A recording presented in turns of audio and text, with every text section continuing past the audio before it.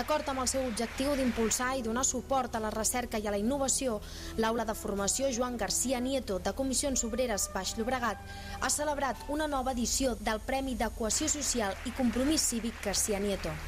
És un premi que el que vol és orientar treballs que es puguin presentar d'una comarca que vol ser integradora i acollidora i que ho demostra dia a dia, reflectir una miqueta també a la implicació social que sempre han tingut les comissions obreres en aquest premi. Un premi obert absolutament a tota la ciutadania, que no busca tampoc l'excel·lència, sinó que busca la veritat en uns treballs amb compromís.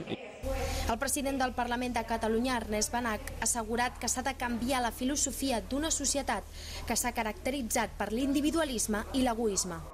Justament la societat que vivim és una societat que s'ha caracteritzat per aquest individualisme creixent, per aquesta poca cohesió, per aquest poc compromís amb la cosa comuna, no?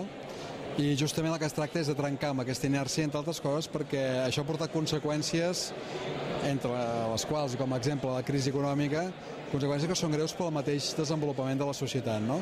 Aleshores, això s'ha de fer des de molts àmbits, de moltes maneres. S'ha de fer a l'escola, s'ha de fer des de les institucions i s'ha de fer també, o es pot fer també, amb iniciatives com aquest premi.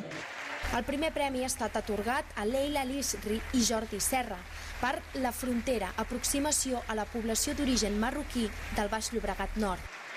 A més, s'ha donat un premi especial a Joaquim Beltran, Oriol Felip, Roger Ramon i Marc del Campo per Jovi Mòduls, projecte de recerca d'habitatges de lloguer modulars per a joves.